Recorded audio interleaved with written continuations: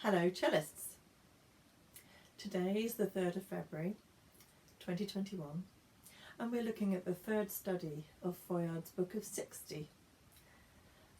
This one's all about some string crossing, and it says that the focus is about the right wrist in the action across the strings, which is true, and that is what we're going to be looking at. But not only that, we'll also be focusing on where the upper right arm is going to be placed. And that when you're working across two strings or separate bows, the upper arm is higher than if you were just playing on the lower of the two strings. Play as if you're playing on the upper of the two strings. Let me just show you what that means, so that in this opening it does begin quite growly on the C string. Now if I were to play C string arm elevation, or lowering, up to the G and back down, now that's become a full arm movement, and that's not what we're going to do here. Instead, you put your bow on the G string, notice where the upper arm is, and drop from the wrist. And that way you'll be then in a perfect position to play this study with minimal arm movement and more in the wrist. This will also work for some of the other variations of the bow that are given in that exercise. At the very bottom of the exercise it shows you 5 different variations of the bow, and we'll be looking at the 4th one as well, which will be from the point separate bows. Again, imagine you're on the G string and then drop like that, rather than beginning low and having to move the arm. So that's the bow viewpoint and the bow arm viewpoint.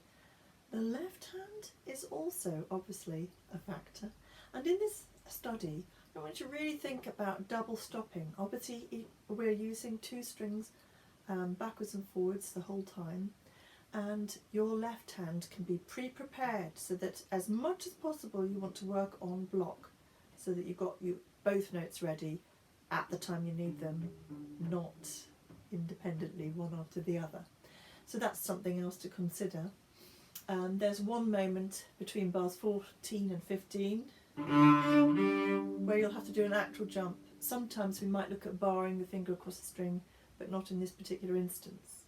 And beyond that, the only other thing to consider really is when you move from one pair of strings to another pair of strings, getting that arm really ready. So for example, at the end of the first line we have, and of course would be the high upper arm for G string, and then here, the next bar, we've now risen up to D string. At this point you'll leave your upper arm there, and similarly going out of bar 12 we'll go to the pair for the A string. We're on the D string. At this point I've risen my upper arm and I shall be leaving it there, etc. So observe the location of the upper arm when you are playing the study, and I'll do my best to show it to you now. So this is the whole study as printed with slurred pairs. Off we go.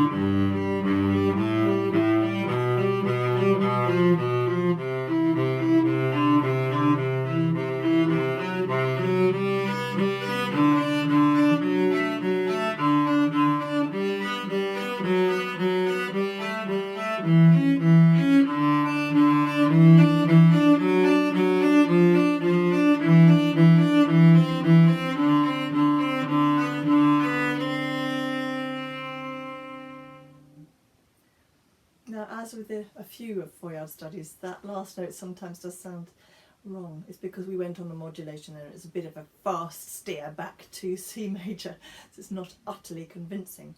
Don't worry about that, focus on the technique. And I said I was going to show you the example of the fourth variation of the bow in this as well, which is for separate bows at the point. And you can start to sort of feel this lovely sort of circular action of the wrist and hand because we start on an up bow. So here's the same study where, again, slightly high upper arm when you begin, as if you were on the G string. If you can't feel it straight away, go to the G string, drop with the wrist, and then you've got that nice high upper arm. Here it is.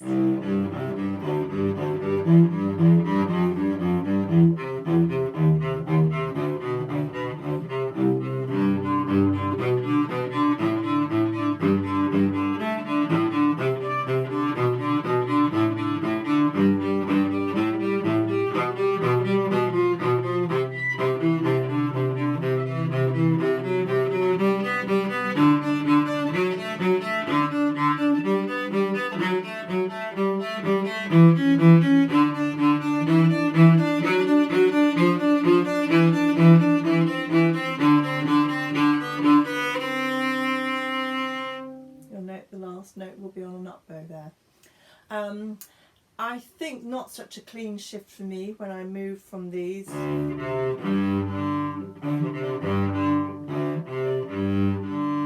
that movement of the upper arm is a little bit quicker. I didn't anticipate that one so very well. See if you can do better. Have a go.